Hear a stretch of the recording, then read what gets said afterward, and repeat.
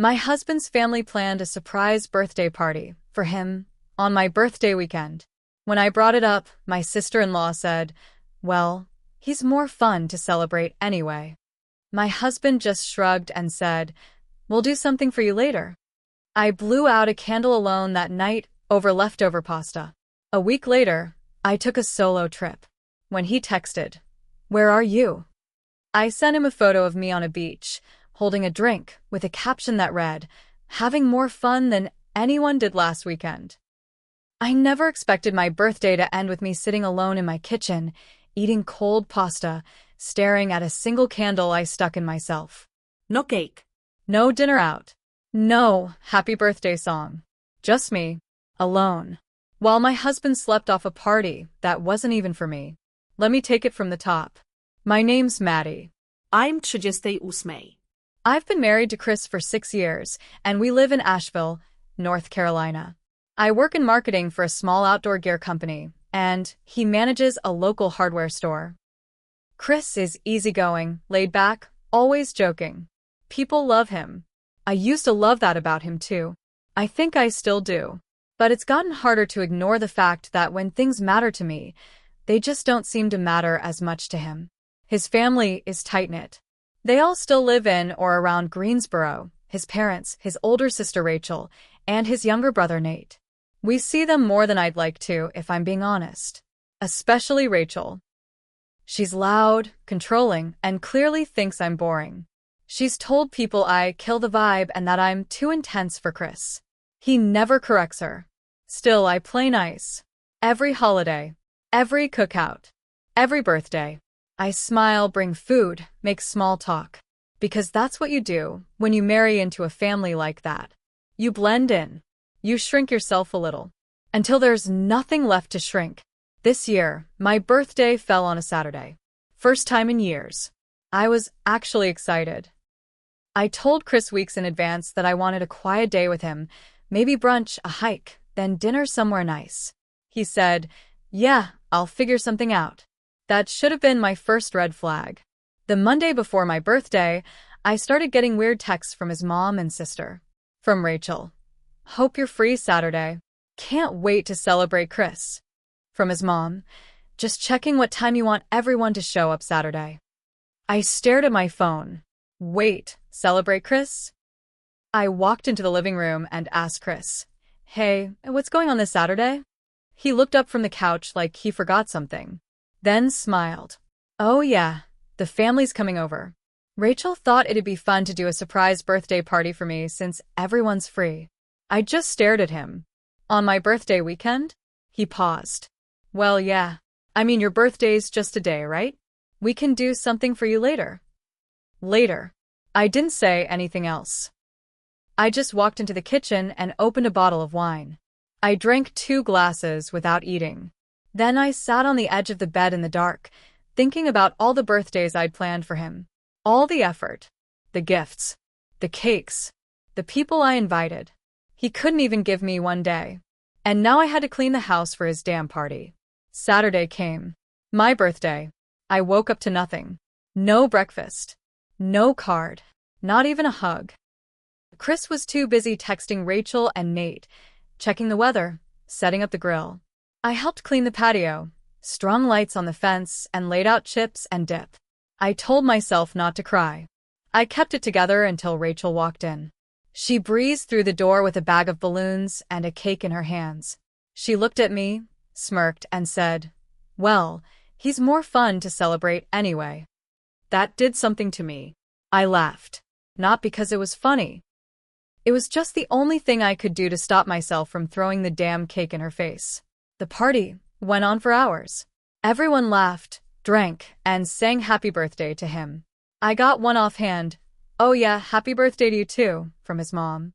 Rachel gave me a little wave as she opened a second bottle of wine. Chris got cards, gifts, hugs. That night, after everyone left, he passed out on the couch. I sat at the kitchen table alone. I had some cold leftover pasta in the fridge. I stuck a birthday candle in it and lit it with a match from the junk drawer. No one sang. I didn't even make a wish. I just blew it out, finished my food, and went to bed without saying a word. The next morning, I looked at him sleeping and felt something hard settle in my chest. I knew I needed space. I needed something. So, I did something I've never done before. I booked a flight, packed a carry-on bag, left a note on the counter. Don't worry. I'm safe. Just needed some time away. I'll text when I land. I didn't tell him where I was going. I drove myself to the airport and got on a plane to Florida. I had points saved. Booked a hotel right on the beach. Just me. No drama. No last-minute parties. When Chris finally texted me that night, "Where are you?"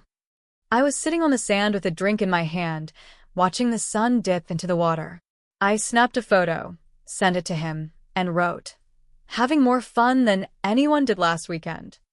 That was 1 week ago. And since then, things have shifted. Drastically. He's called. Texted. Tried to act like he didn't realize how upset I was. But it's more than that. Because I've realized something too. I'm not sure I want to come back. I didn't answer his first few calls. Or the text that followed. I didn't know it meant that much to you. Come on, Maddie. It was just a party. We can do your birthday when you're back. Just tell me where you are. He didn't get it. Or maybe he didn't want to get it. I wasn't on some spontaneous girls' trip. I wasn't cooling off. I was thinking about everything. About how many times I'd swallowed my hurt. How many things I let slide. And why? I stayed in Clearwater, Florida, at this quiet little hotel right off the beach. Every morning I woke up to waves, not passive-aggressive comments. I walked the shore alone. I drank coffee in peace. I didn't have to laugh at anyone's jokes or pretend things were fine when they weren't. 3 days into my trip, I got a message from Rachel. "Rachel, are you seriously mad about your birthday? You're being kinda dramatic." I stared at it for a while. My hands shook. Then another one a minute later. "Rachel, Chris is miserable. Maybe you should stop punishing him and come home." No epalegi.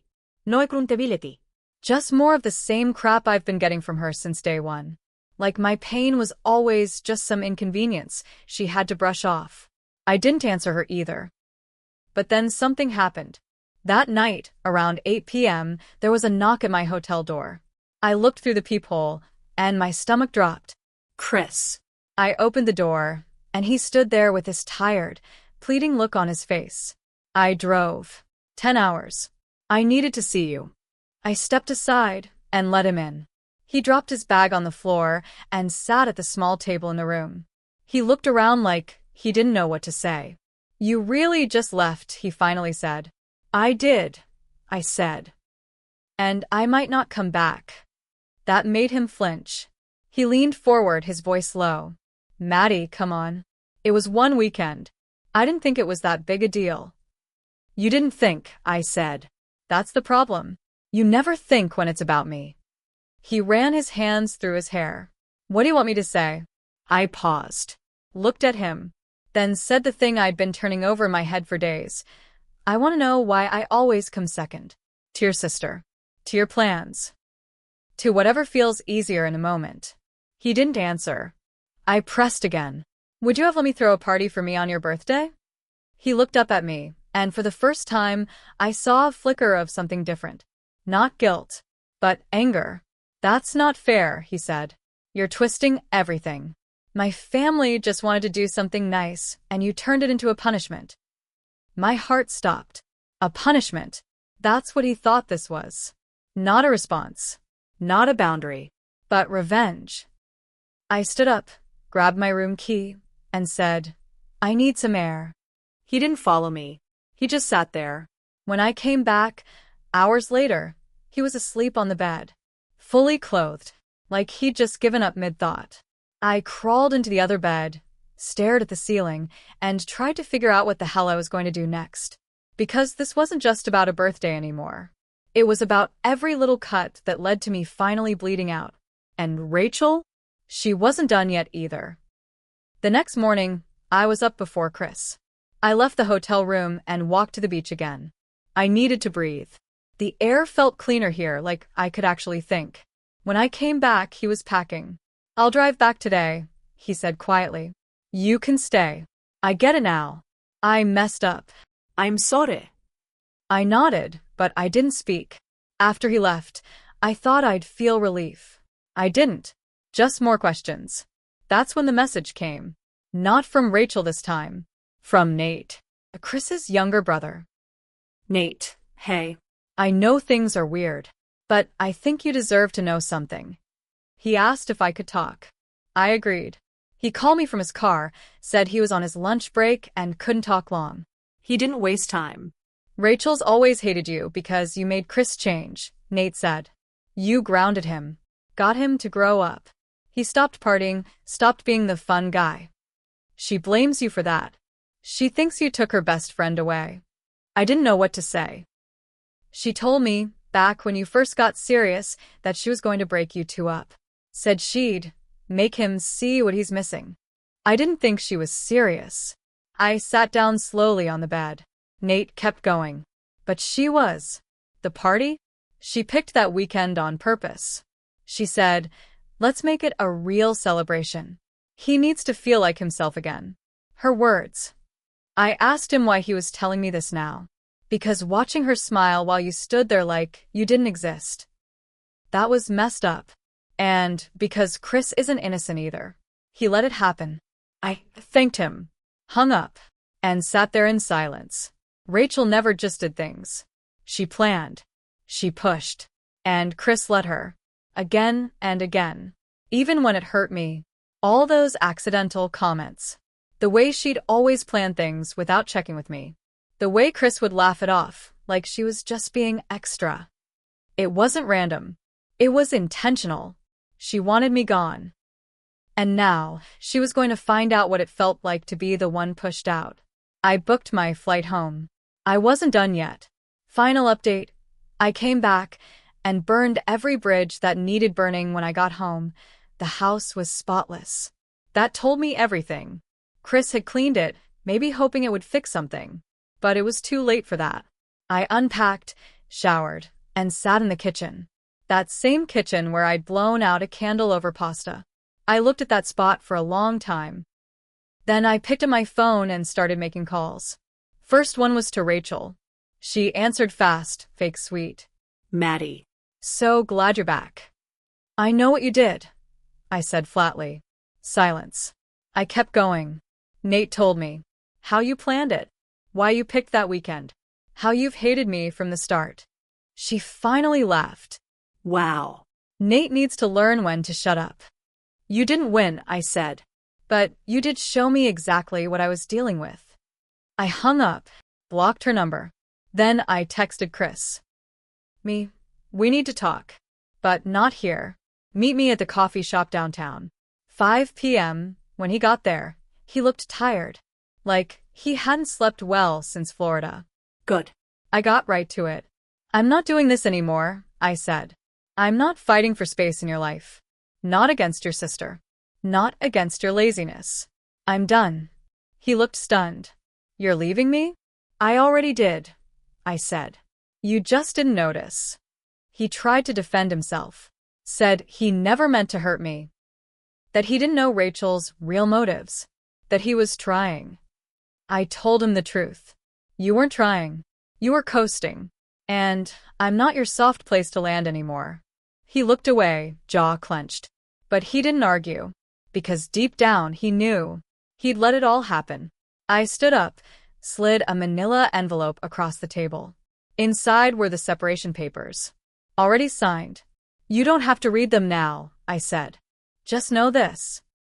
Next time someone plans a party, I hope it's not over your own damn marriage falling apart. I walked out, left him sitting there. Didn't look back. The fallout came fast. Rachel tried to call again from another number. I didn't answer. But I did post the truth on Facebook. Not a rant. Just the facts. My birthday was taken from me. My husband's family celebrated him on my day. When I raised it, I was told he was more fun to celebrate. I left. I learned a lot. And now I'm done. People read it. People talked. Nate messaged me again. Thanked me for not dragging him into it. Said Rachel was furious. That Chris had moved in with their parents for now. That their mom was disappointed in everyone. Good. For once, they could feel what I'd felt all these years, like they didn't belong. As for me, I stayed in Asheville. Got my own place. Small but mine. I bought a little cake on my next birthday. Lit a candle, made a wish. Then I laughed. Not because it was funny, but because it finally felt like my life again. And I wasn't giving it up for anyone. Ever again.